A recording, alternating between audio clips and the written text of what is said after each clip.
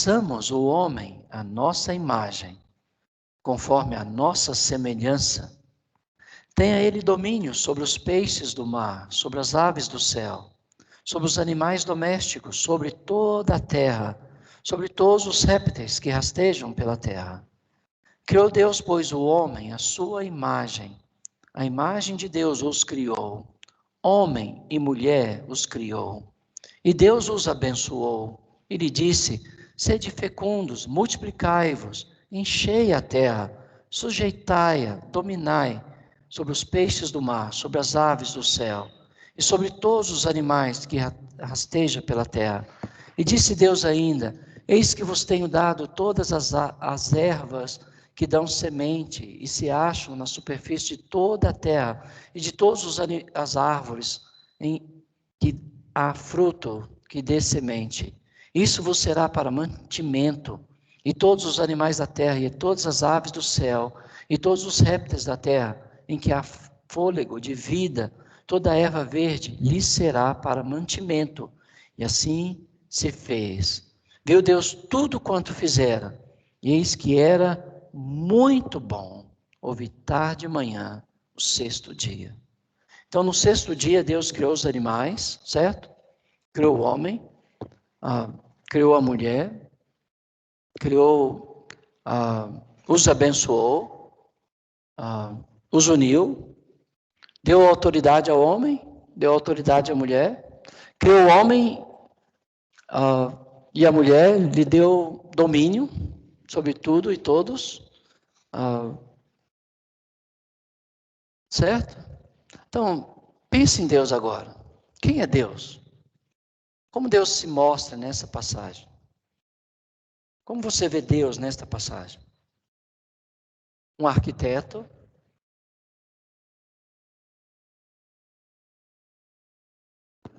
poderoso sobre todas as coisas, bom.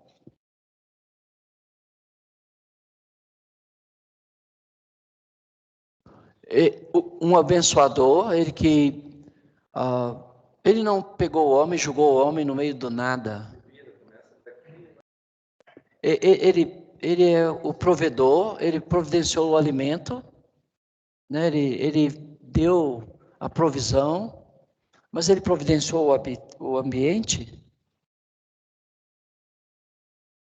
providenciou o ambiente para o homem, ele deu o lugar perfeito. Como ele, não sei se planeja, né, o futuro, porque ele fala para os animais, vocês têm que se multiplicar, tal, e encher toda a terra. Então ele está vendo Isso. E aqui também fala que todos são para mantimento do homem, né? Para seu sustento, né? Então ele já está prevendo que o homem vai ser um ser carnívoro, né? Ainda não. Ainda não. Ele fala que os animais, as plantas que dão semente, os frutos, era para mantimento tanto do homem quanto para os animais. Ainda ele não autoriza o homem comer os animais. Só depois do dilúvio ele vai autorizar. Então, o pecado do homem vai levar Deus a sacrificar o primeiro animal. É a primeira morte, na verdade. Que vai ser uma tragédia. Não era para matar os animais.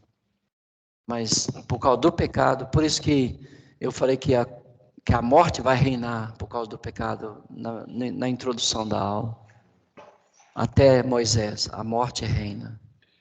O império da morte reina até Moisés. Né? Depois o pecado ganha luz, né? E aí tem que vir o império da graça. Aí superabunda. Então Deus é o provedor, né? Mas ele cria um ambiente perfeito, com condições perfeitas, para que o homem possa existir numa situação perfeita. Então, se Deus se apresenta assim, como aplicar isso para as nossas vidas?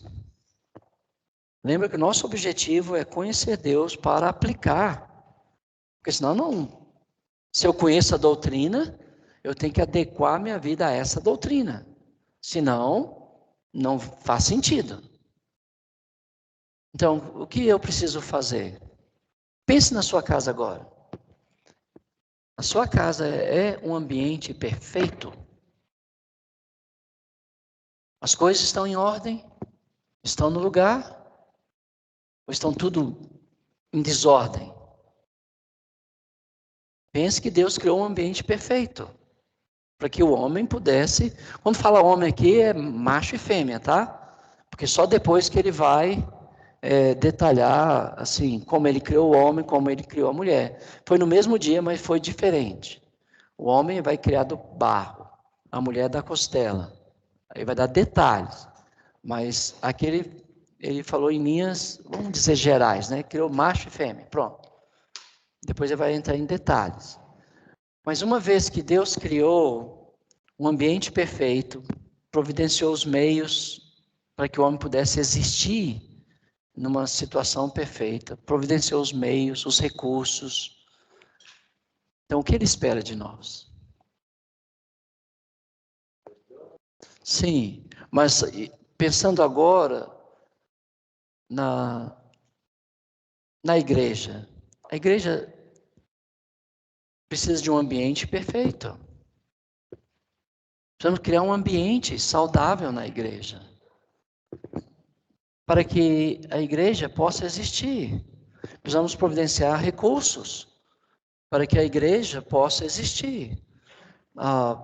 Vamos pensar em algumas coisas. Precisamos criar um ambiente onde as pessoas são amadas, aceitas, ouvidas, abraçadas, suas necessidades materiais supridas, quando elas não têm ninguém por elas. Quando elas têm por elas, a Bíblia fala, né? Se você tem pai, mãe, marido, filhos, netos, você precisa recorrer aos seus, para que a igreja possa socorrer os que ninguém tem, né?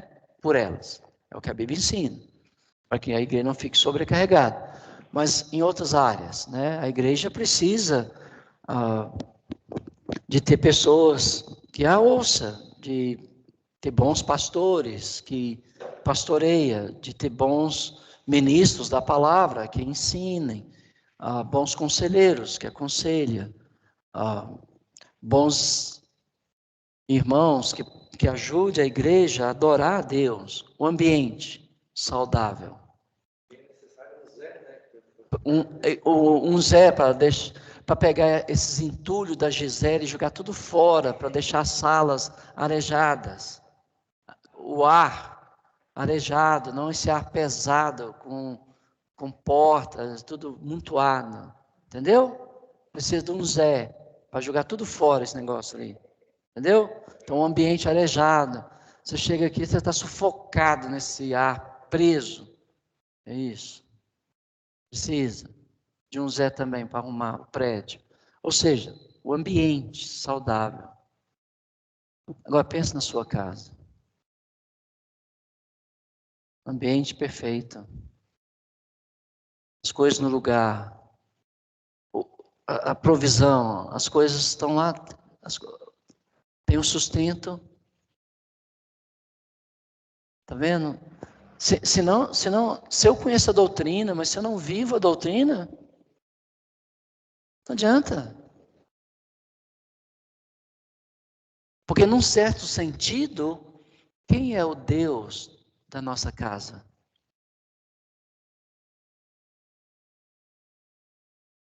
É o marido. Qual é o primeiro Deus que nossos filhos veem?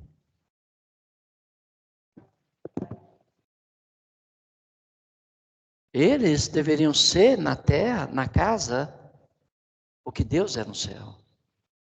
Não no sentido de divinos, mas na atitude. Mas seja honesto, é isso que você está vendo na sua casa? Seu pai é aquilo que Deus é no céu, em atitude que eu estou falando. Não no sentido de adoração, mas em atitude.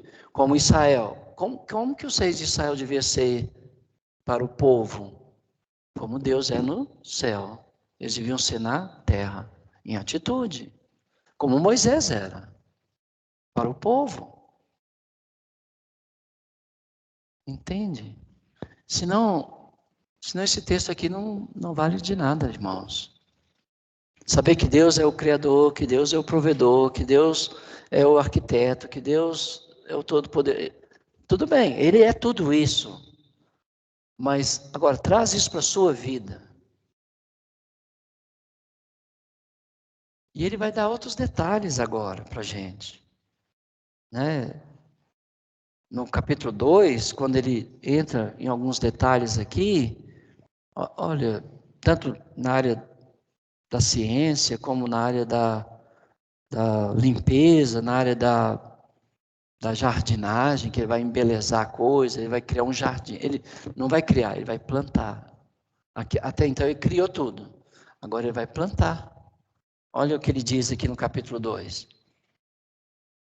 Assim, pois, foram acabados os céus e a terra, e todo o seu exército. Então, tudo foi feito em quantos dias? 6 dias. De 24 horas.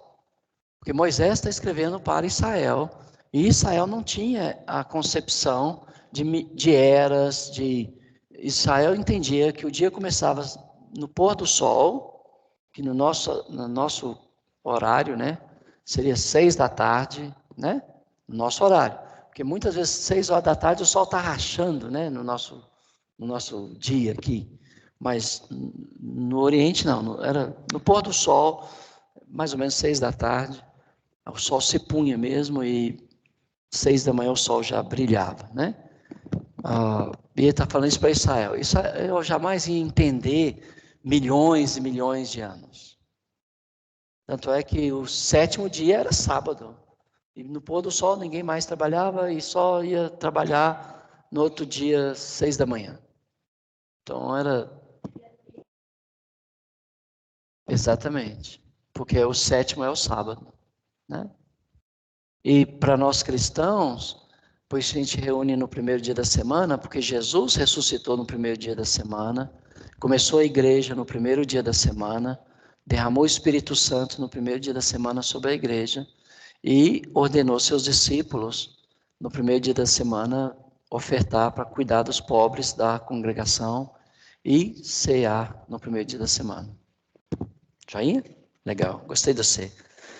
Mais inteligente. Eu fui aprender essas coisas com 17 anos, você está com 12, legal. Vai dar show nessa velhada aí, ó. Principalmente naquela velha lá de trás, lá, ó. Você vai dar show. Aquela é repetente.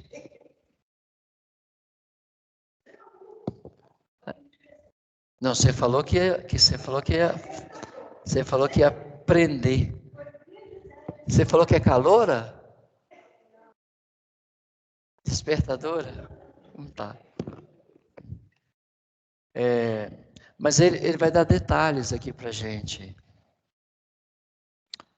Deus, olha o que ele vai falar agora, no capítulo 2.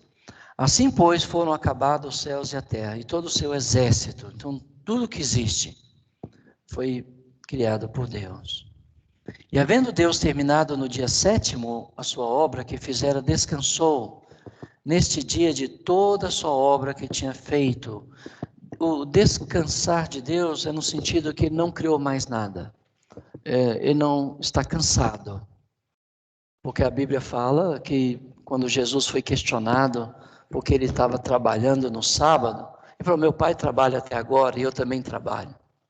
Então Deus não parou de trabalhar, ele não criou mais nada. É essa a ideia aqui, tá?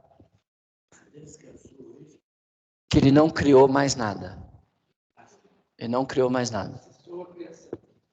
Não no sentido físico, não no sentido de não estar imaginando mais nada. Não. É como se ele estivesse pintando um quadro, né? Terminou. E ali, no último dia, ele fez a assinatura. Acabou. Ele não criou mais nada. Isso aí é um descanso. Está pronto. Porque Deus não cansa, né? Lá em Isaías está escrito, né?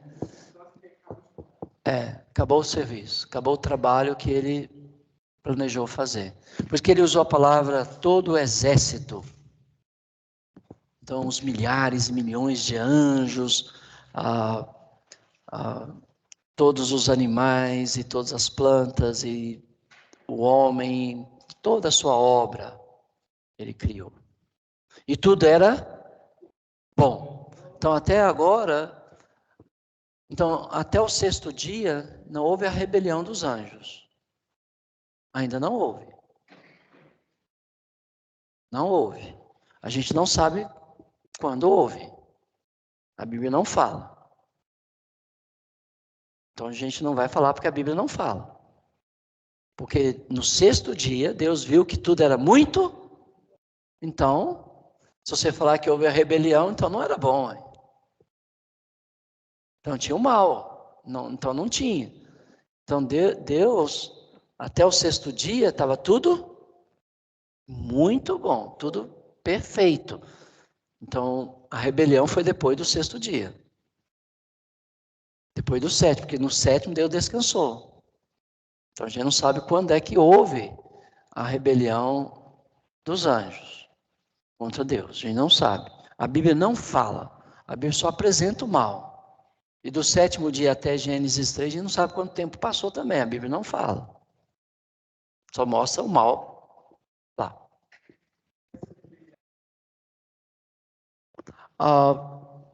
Não sei. A Bíblia não fala.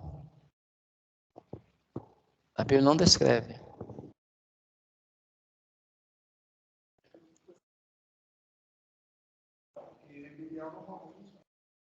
Na nossa visão, né, a Bíblia descreve uma rebelião quando Jesus vai ao céu, depois da sua ressurreição.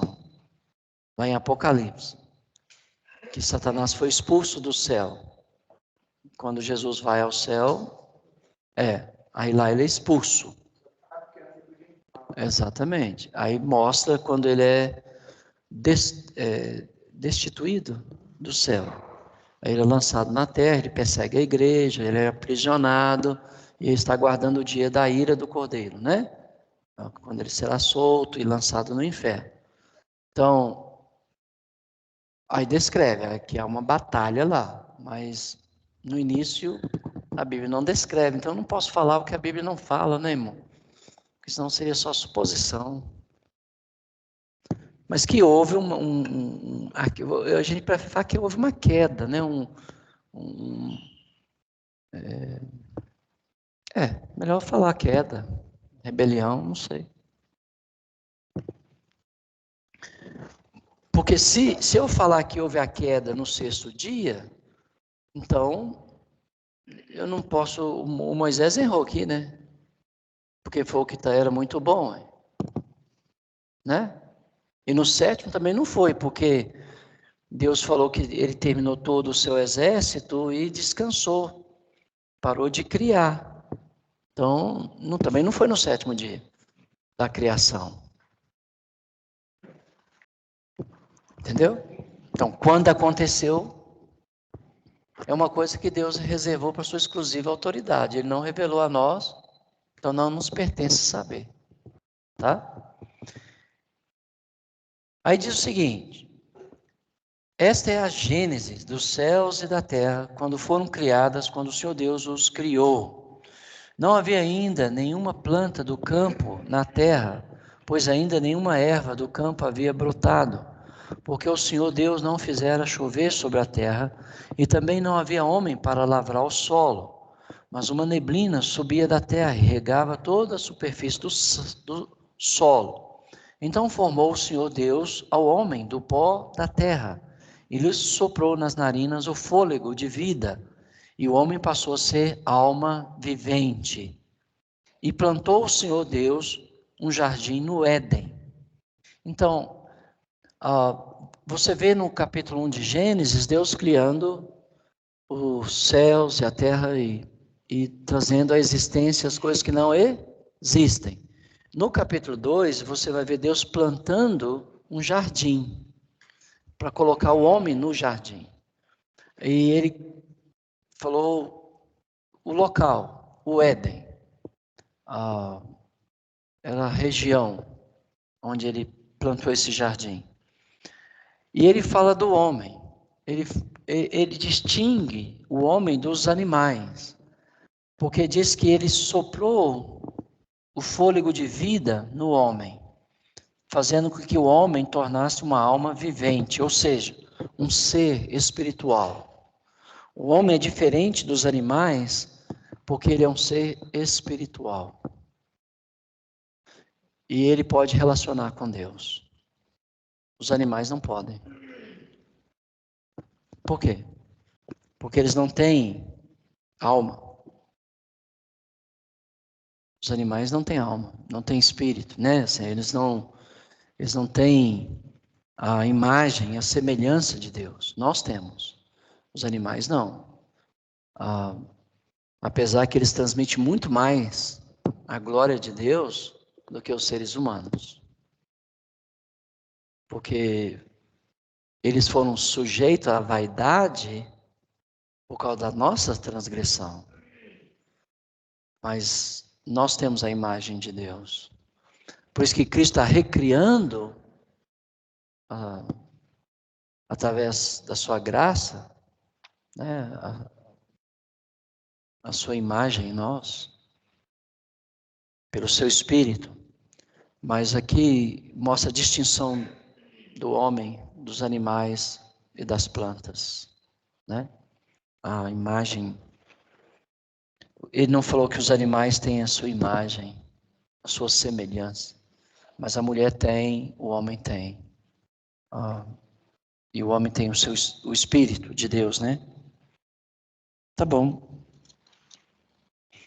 Vamos continuar lendo. Giovanni. Oi! Fala. Desculpa aí. Você podia falar um pouco sobre se existe, qual a sua visão em relação a esse fôlego de vida? Ele seria a alma, seria isso, né? Uhum. E se existe, qual é a diferença da alma para o espírito? Tá. Porque você falou agora há pouco que nós somos formados de corpo, alma e espírito, né? Sim. Diferencie um pouco, por favor, alma e espírito. Tá. A única coisa que pode distinguir ou separar alma, espírito, é a palavra de Deus. Não sei se ajudou muito. Porque está lá em Hebreus que a palavra de Deus é como uma espada que pode separar alma, espírito, junta e medula. É tão unido a coisa que a única coisa que pode separar é a palavra de Deus. Mas nas Escrituras, muitas vezes a palavra alma tem a ver com as emoções. E algumas vezes tem a ver com a parte imaterial do homem. E outras vezes a palavra espírito tem a ver com a palavra imaterial do homem. Então, é tão unido a coisa que somente a palavra de Deus consegue separar. Por isso que a Bíblia fala assim, amarás o Senhor teu Deus de todo o teu coração, de toda a tua alma, de toda a tua mente, de todo o teu corpo, de todo o teu espírito. Então, o ser humano é tão unido, que é difícil de separar uma coisa da outra. Por isso que somente a palavra de Deus consegue fazer.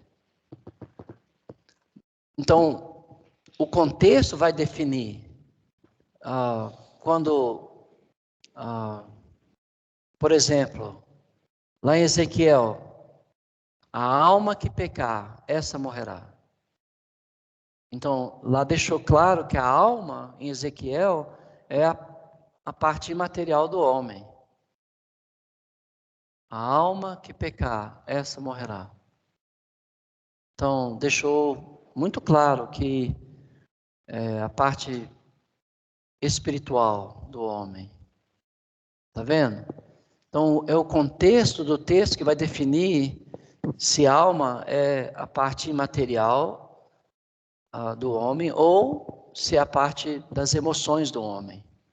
Então, é o contexto do texto que vai definir.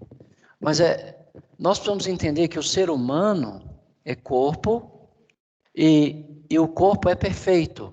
A matéria é perfeita. A alma, e podemos pensar nas emoções, não no coração, cardia, né, no grego, que é esse que bombeia o sangue, mas a mente, que onde nossas emoções atuam, né? Para o judeu, as emoções atuavam no estômago. Por isso que a palavra compungiu-se-lhes o coração, lá em Atos 2, é estômago, pâncreas. Sentiu uma dor no pâncreas. Daí vem a palavra compaixão, pâncreas, que é como uma faca no intestino. É tão profundo isso. A palavra compaixão é pâncreas, dor no pâncreas. É uma dor incrível. Daí vem essa palavra compaixão. Para nós do Ocidente, a gente fala dor no coração, mas para o judeu é dor no estômago. É como se ganhasse um soco no estômago. Então é muito difícil separar, mas o texto bíblico vai definir se ele está falando das emoções, se está falando da parte material. Mas o ser humano é tão único que somente a palavra de Deus consegue diferenciar, dividir e separar. Está lá em Hebreus isso. Espero ter ajudado. Mas quando fala alma vivente, está falando que o homem tornou eterno. O ser humano é eterno, como Deus. O homem não... quando Deus fala em Gênesis 3, se você comer do fruto, você vai morrer. Que tipo de morte está falando? Das 3 mortes. Da morte física, da morte, o espírito saindo do corpo, e o corpo voltando ao pó, e o espírito voltando a Deus, ou a alma voltando a Deus, mas também da separação eterna de Deus. Porque o que é a morte? É a separação do espírito ou da alma do corpo. Mas também a separação do corpo e da alma a Deus. Lembra que Jesus falou: tema a Deus que pode mandar seu corpo e sua alma para o inferno. Ele usou a palavra alma como a parte imaterial do homem. Então, depende do texto que você está analisando. Às vezes a alma vai ter o sentido de parte imaterial, às vezes vai ter o sentido de parte das emoções. Por exemplo, o Jacó, quando falou de José, ele disse: eu gostaria de ir à sepultura, que foi traduzido, em Gênesis mesmo nós vamos ver isso depois, e estar com meu filho. O Jacó falando que queria ir à sepultura e estar com José. Mas a informação que ele recebeu dos seus filhos, que José foi devorado por um animal. Então, Jacó queria estar no ventre de um animal? Ele falou: descerei à sepultura, mas não faz sentido. Ele desceria ao Sheol e queria estar com a alma do seu filho. Então, está falando da parte material do homem, né, do José. Então, o ser humano é corpo, emoções e alma, ou espírito, parte imaterial.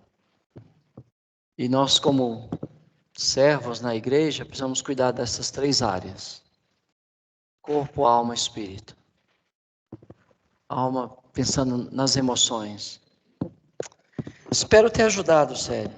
Mas eu sei que o texto tem que estar dentro do contexto. Aqui, uma vez que Deus soprou está falando da parte imaterial, porque ele já era matéria. Já era matéria. E quando ele soprou, ele tornou um ser vivo, um ser espiritual. Os animais já eram vivos, mas ele não soprou o espírito, e os animais já tinham vida.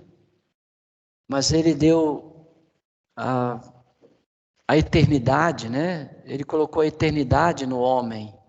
Então ele colocou a parte espiritual no homem. Entendeu, Célio? Ajudou? Sim, bastante. Obrigado, irmão. Nada. Porque os animais já estavam vivos quando Deus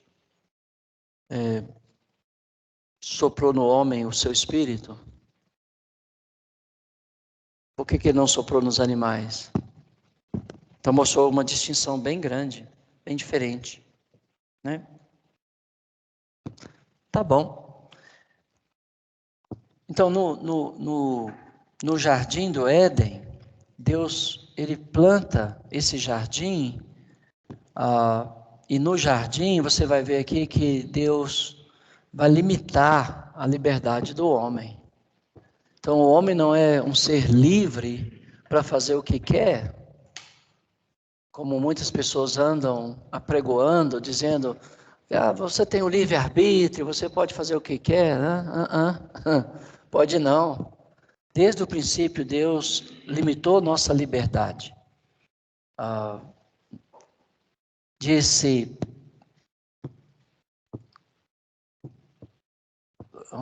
verso 8, e plantou o Senhor Deus um jardim no Éden, na direção do Oriente, e pôs nele o homem que havia formado.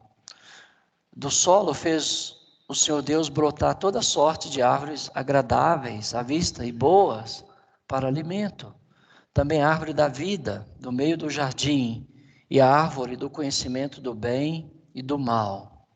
E saía um rio do Éden para regar o jardim, e dali se dividia, repartindo-se em 4 braços. Então era um rio só, certo? E do rio dividia em 4 braços, dos quais 2 existem até hoje, o Eufrates e o Tigre. Os outros 2 se perderam, provavelmente por causa do dilúvio. O primeiro chama Pison, que rodeia a terra de Avilá, onde há ouro. O ouro dessa terra é bom, também se encontra ali o bidélio e a pedra de ônix. O segundo chama Gion, que circunda a terra de Cursi. O nome do terceiro é o Tigre, e o que corre pelo oriente da Assíria. E o quarto é o Eufrates. Tomou, pois, o Senhor Deus ao homem e o colocou no jardim do Éden, para o cultivar e o guardar. E o Senhor Deus lhe deu esta ordem: de toda árvore do jardim comerás livremente, mas da árvore do conhecimento do bem e do mal não comerás, porque no dia em que dela comeres, certamente morrerás. Então... Giovanni. Oi. Bom dia. Bom dia. Em versículos antes falam que lá tinha 2 árvores, correto? A árvore da vida e a árvore do conhecimento do bem e do mal. Sim. Por que eles não comeram então da árvore da vida? Se Deus proibiu só não podia comer da árvore do conhecimento do bem e do mal. Boa pergunta. Deixa eu te fazer uma pergunta. Por que nós não nos alimentamos de Jesus todos os dias, de segunda a sábado? Aí quando nós chegamos na igreja no domingo, nós estamos cheios do Espírito Santo, que quando vem a pregação, as orações, nós vibramos e nos alegramos no Senhor. Por que nós, durante a segunda, sábado, nós enchemos nossa mente de lixo, e aí chega no domingo, nós achamos que com meia hora de pregação, com 5 minutos de cântico, nós vamos sair daqui cheio do Espírito Santo? Verdade. Respondi? Respondeu. Então pronto. Porque nós somos burros. Nós nos alimentamos a semana toda com bobagem. E aí chegamos na reunião da igreja, achamos que o pregador vai fazer milagre. Obrigado, Giovanni. Bem respondido. Bem? Obrigado. Eu fico muito triste às vezes, porque os irmãos, eu me incluo, tá? Eu não estou aqui passando de santo, tá? Amém, amém. Eu estou me incluindo. Eles conseguem ver séries a semana toda, fica no videogame, nos joguinhos, aí vem para o culto de domingo e acha que o pregador, coitado do pregador, em 40 minutos de pregação vai ressuscitar o casamento deles, vai ressuscitar os filhos, estão tudo mortos, vai ressuscitar as filhas, vai ressuscitar o marido, não vai. A esposa vai ressuscitar, não vai. O problema sempre está em nós, né, Giovanni? Exatamente.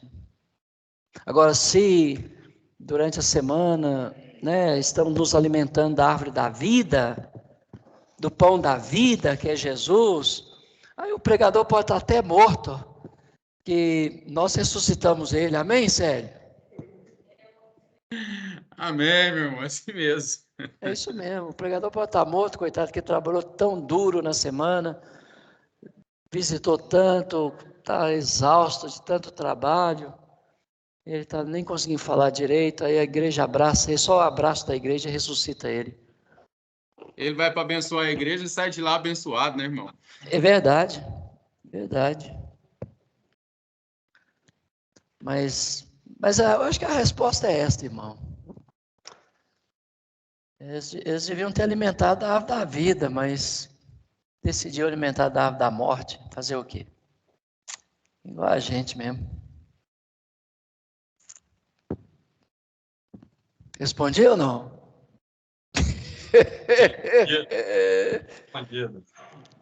Então tá. Deixa eu localizar aqui. Eu anotei umas coisas aqui para falar do Éden, mas eu me perdi nas minhas bagunças aqui. É muito interessante essa parte aqui do Éden. Deixa eu só localizar aqui. Para me achar? Para me terminar ou para me achar? Mas eu já achei, só de você falar, eu achei. A palavra Éden, a palavra no hebraico é Gan, G-A-N. É isso. Foi traduzida como jardim, tá bom? Jardim. Mas no hebraico é um lugar fechado. Lugar fechado. E foi traduzido por paraíso. Na linguagem persa, foi traduzido parque. Mas olha que a ideia, um lugar de prazer e delícias. Pois que falou toda árvore como falou aqui, que eu gostei da linguagem, João Ferreira de Almeida, toda fruta.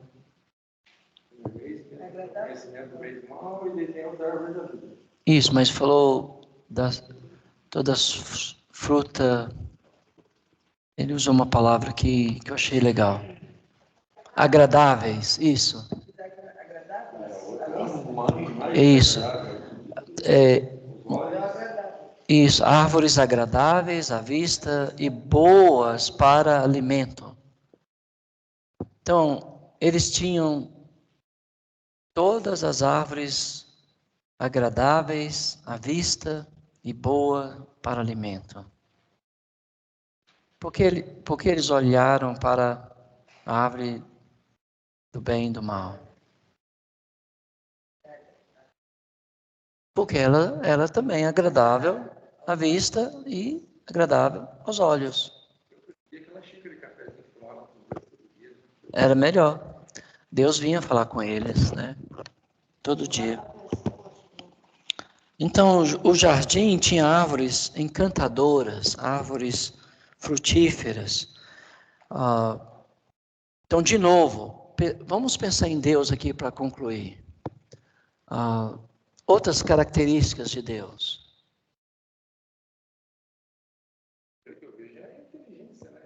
Sim. Primeiro o jardineiro, certo?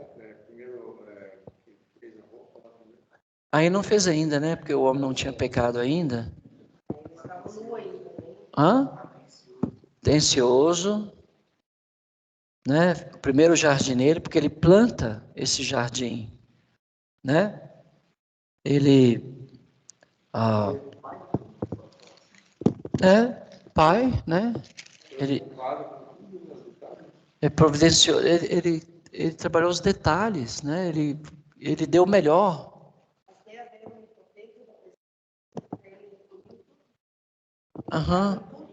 Então, Deus é presente, né?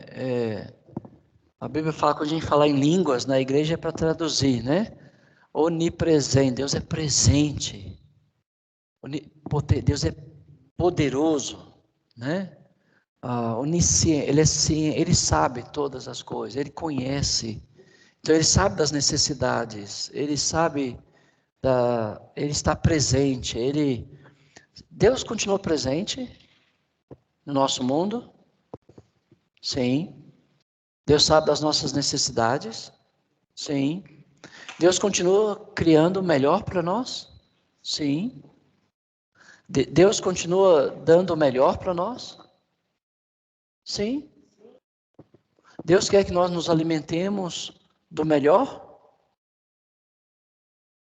Qual é o melhor alimento que Deus deixou para nós nos alimentar dele diariamente? Jesus. Jesus. Agora, qual é o alimento que você está alimentando dele diariamente? E está morrendo. E está morrendo. Celular? 24 horas? Netflix?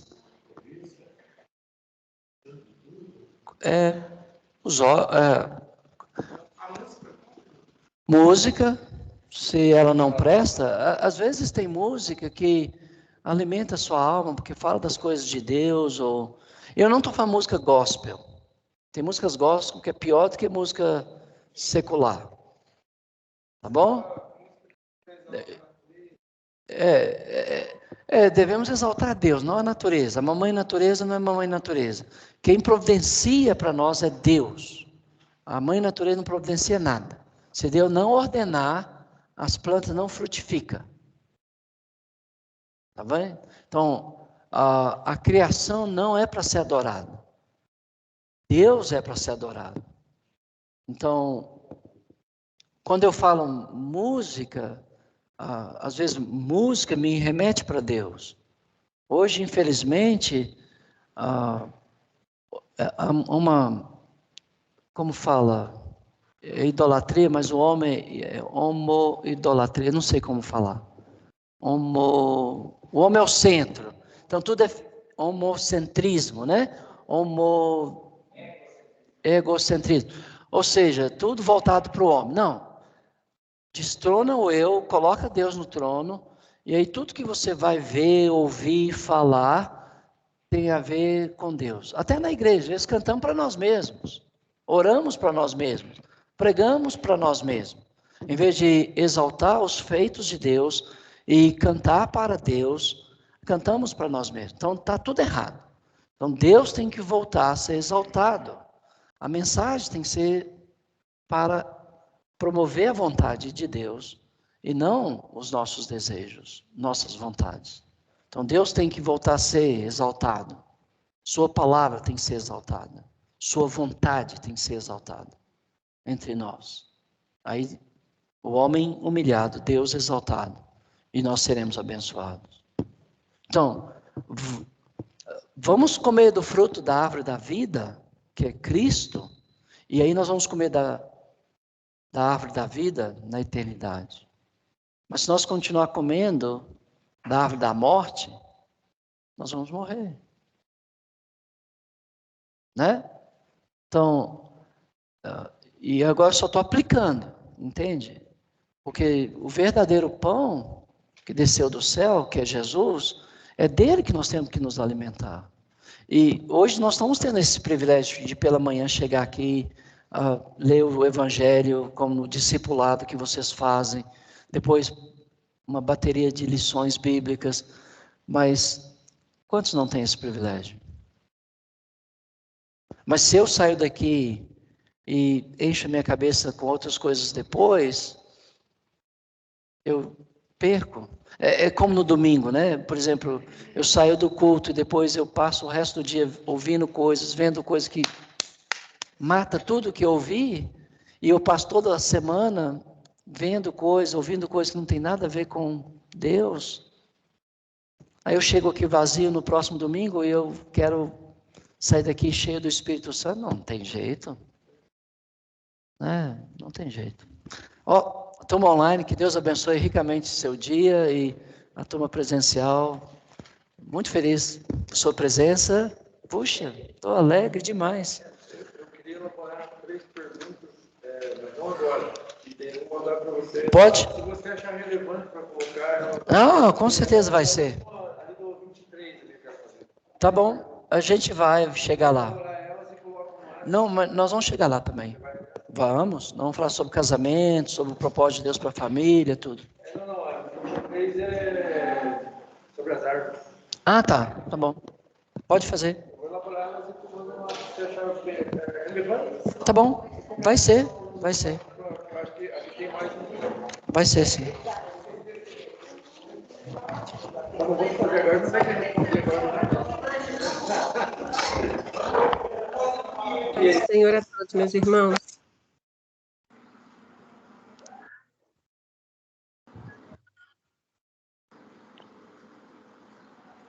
Obrigada, povo.